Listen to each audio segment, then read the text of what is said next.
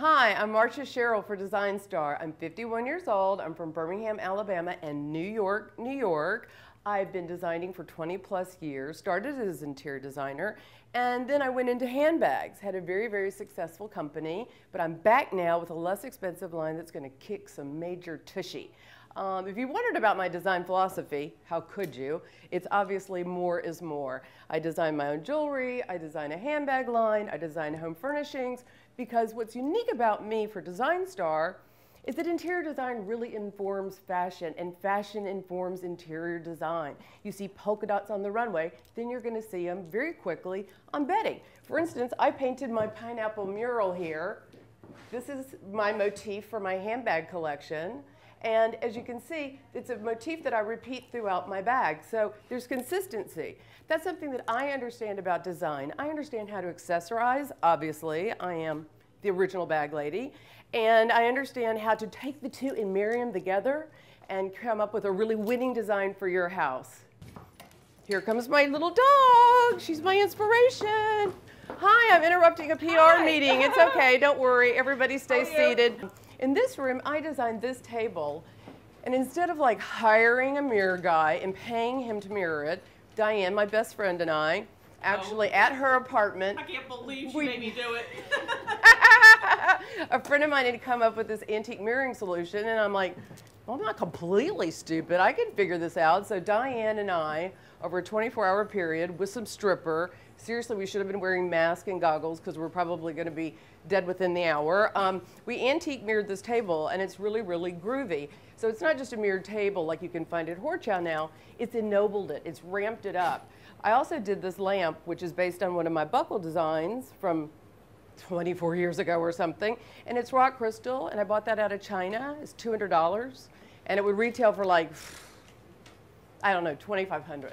Then you can see on my wrist in onyx and 18 karat gold, I have my love knot, and then I turn my love knot into a doorknob. So that's the way that, here you go, you gotta get closer. To see the love knottiness of it. That's a way that interior design informs fashion. You can take one and the other and switch them back and forth, and after 24 years, who knows how to do it better than I do? I've always been incredibly passionate about design. My mom was just like one of these fashion-obsessed 18-year-olds who married my dad and then was a model, and then as he got drunker and drunker, she wound up supporting the family, and she had a sewing column for a magazine owned by Southern Living. And she would wear these outrageous, you know, cashmere coats with fox that she would make, and we wouldn't have any money for like Cheerios or SpaghettiOs, but we'd have French Vogue. So it was sort of like you either fall, fashion was our food. So let's go to my apartment. Hello, Marcia Sherrill here in my Manhattan apartment. You know I can talk a lot. This apartment proves that I can design a lot. Why should I be on Design Star? Because I have talent that no one else in the competition has. Why am I definitely going to win Design Star? Because I will be able to go into people's closets like I do now, clients that tell me, I have no taste, I have no style, I hate color, and I go straight to their closet, get out their scarves, get out their shoes, and I know their design sensibilities the minute I hit that closet. If they're wearing Chanel, I know how to design for them. The great thing about this apartment, and it's tiny, but it's really gorgeous, people call it the hug. The great thing about the hug is that when I moved in here, I'd gone through my terrible, terrible divorce. You ask in that questionnaire, what's the hardest thing that I've ever done?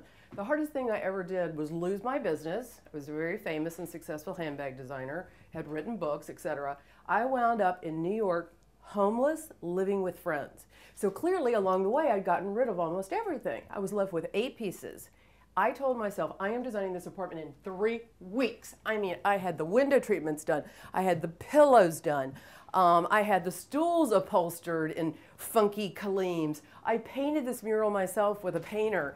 I actually get up usually pretty late, and he was here before me, and he'd made it like about 15 inches around the wall, and I said, my man, we're doing this in 3 hours, and we finished this entire zebra motif in 3 hours. So I found this 1960s Vogue, which I adore, these old-fashioned caricatures.